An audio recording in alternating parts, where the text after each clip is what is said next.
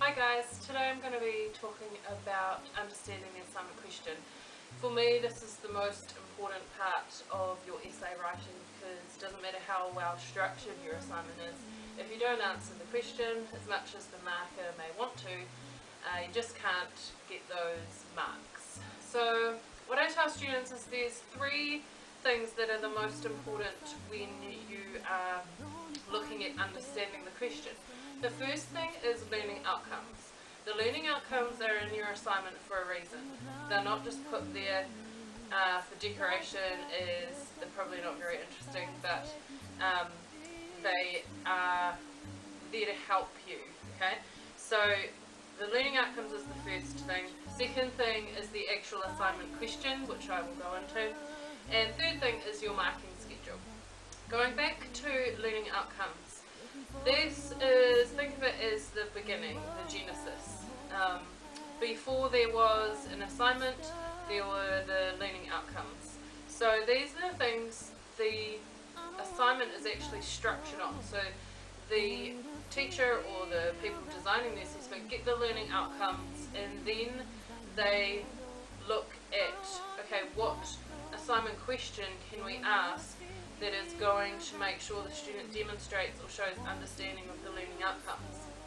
So any words you're not sure of, or why have they put those in there, try and Google those words, find one that actually works for you, cross it out, put it in instead of the confusing word. So learning outcomes, things like demonstrate understanding of, show understanding of, these are the things you need to do in order to pass. Second thing is the assignment questions. So as I said, the assignment questions are based on the learning outcomes. It'll have something like describe, discuss, evaluate, analyze. These are all very different words. So if it says to describe something, you're talking about the characteristics or the things that make up that subject. Discuss, think of having a discussion with someone, you're going to show your opinion, you're then going to back that up. Generally, for an argumentative essay, everything you do needs to be supported with referencing.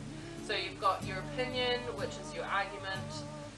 Think of an old-fashioned scale. So if there is opinion without referencing, it's going to kind of tilt one way. So everything that you have that is your own opinion, you need to back up. Not in the same sentence.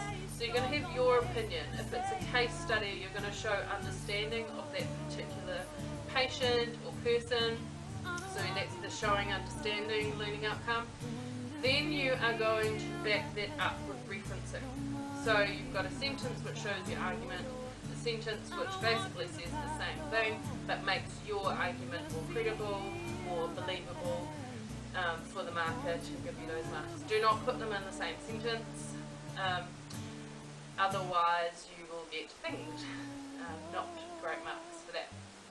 Now, the third thing is the actual marking schedule. So think of yourself as a detective. You're finding out what the marker does want. Sometimes you're finding out what the marker does want by what they don't want. So if you go to the lower end of the marking schedule, so where the lower marks sort of have limited discussion and stuff like that, sometimes they put what they don't want and don't by default put that in the exemplary.